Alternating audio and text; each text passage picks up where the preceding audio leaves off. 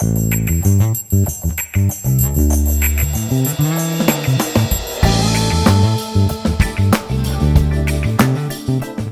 next question is about an owner-manager who wants to play in the big leagues.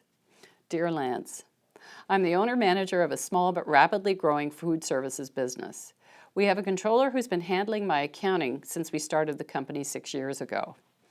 However, I realized a few months ago that because of our growth curve and ambitions for the future, that we need to recruit a qualified, experienced CFO to run our finance function and help us up our game. I posted the job on LinkedIn and interviewed someone who I think would be a good fit for my CFO position. Most recently, this person has been VP Finance of a well-established national food services company. However, her former employer was sold to a U.S. firm and she's been unemployed for the last 6 months.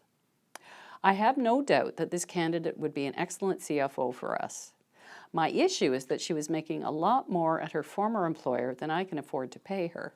I want to make her an offer, but I don't see how I can bridge the gap between what she was making and what I can reasonably afford to pay. Any thoughts?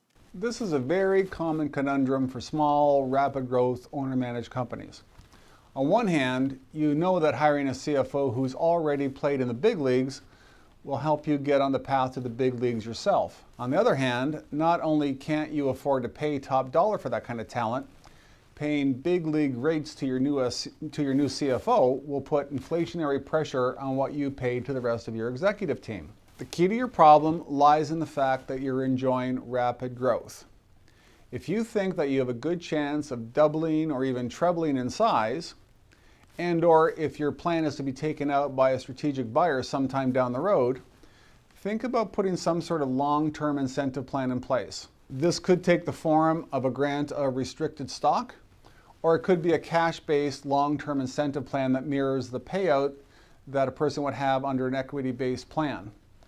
Typically, a private company long-term incentive plans vest over a 5 to 10 year period, and they're tied to both company growth and predetermined performance metrics.